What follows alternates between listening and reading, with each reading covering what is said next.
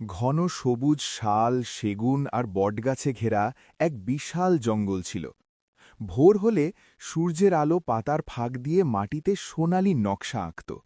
সেই জঙ্গলের মাঝখানে দাঁড়িয়েছিল এক প্রাচীন বটগাছ।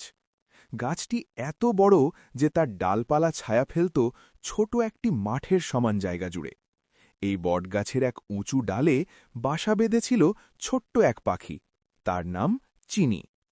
চিনি ছিল দেখতে খুব সাধারণ, ছোট আর হালকা বাদামি রঙের, কিন্তু তার গলা ছিল অসাধারণ মিষ্টি। ভোরের আলো ফুটতেই সে গান গাইত, আর সেই সুরে জঙ্গলের প্রাণীরা জেগে উঠত। হরিণেরা ঘাস খেতে বের হতো, বানররা লাফালাফি শুরু করত, এমনকি অলস ভালুকটাও হাই তুলে উঠে বসত। সবাই চিনির গান ভালোবাসত। তবে চিনির একটা গোপন ভয় ছিল। সে খুব উঁচুতে উঠতে পারত না। তার ডানা শক্ত হলেও মন ছিল দুর্বল।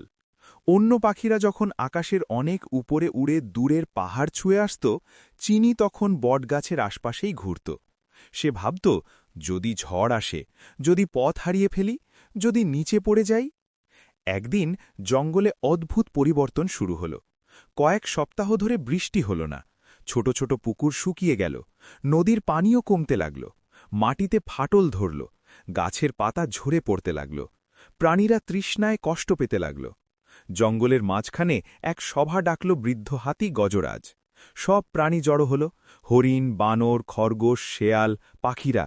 গজরাজ বলল, আমাদের পানি খুঁজতে হবে, না হলে জঙ্গল বাঁচবে না। ঈগল আকাশে চক্কর দিয়ে এসে বলল, আমি অনেক দূর থেকে দেখেছি, পাহাড়ের ওপারে একটা বড় জলাশয় এখনও আছে, কিন্তু পথ জটিল, মাঝখানে খাড়া পাহাড় আর গভীর খাদ। প্রাণীরা ফিসফিস করতে লাগল, ওখানে যাওয়া কি নিরাপদ? কে পথ দেখাবে? ঈগল বলল, আমি উঁচুতে উড়ে দেখতে পারি, কিন্তু ঝড়ো গরম হাওয়া বইছে, একা গেলে বিপদ হতে পারে। সবাই চুপ হয়ে গেল।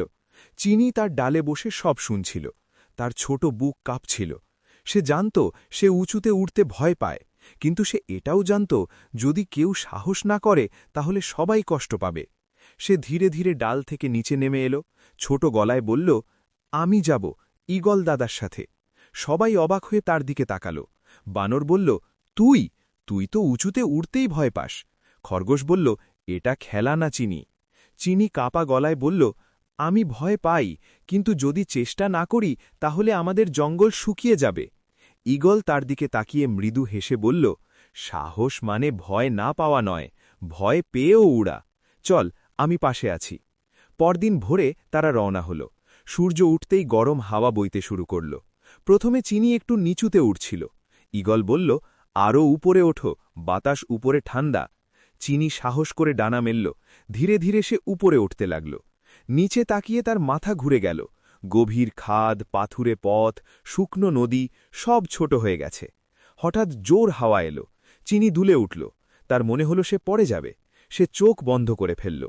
ঈগলের গম্ভীর কণ্ঠ ভেসে এলো, চোখ খোলো, ভয়কে না দেখলে সে আরও বড় হয়। চিনি কাঁপতে কাঁপতে চোখ খুলল। সে দেখল হাওয়া তাকে ফেলছে না, শুধু পরীক্ষা করছে। সে ডানা শক্ত করে নিল, বাতাসের সাথে তাল মিলিয়ে উঠতে শিখল। অনেকক্ষণ পর তারা পাহাড় পেরিয়ে গেল, আর তখনই সামনে দেখা গেল সূর্যের আলোয় ঝলমল করছে বিশাল এক জলাশয়। পানি এখনও টলটলে, চারপাশে সবুজ ঘাস। চিনির চোখ আনন্দে চকচক করে উঠল। আমরা পেরেছি। ঈগল বলল, না, তুমি পেরেছ। তারা দ্রুত ফিরে এলো। জঙ্গলের সভায় চিনি পথ বুঝিয়ে দিল, কোথায় বাঁক নিতে হবে, কোথায় সাবধানে নামতে হবে। পরদিন থেকে প্রাণীরা সারিবদ্ধভাবে সেখানে যেতে লাগল।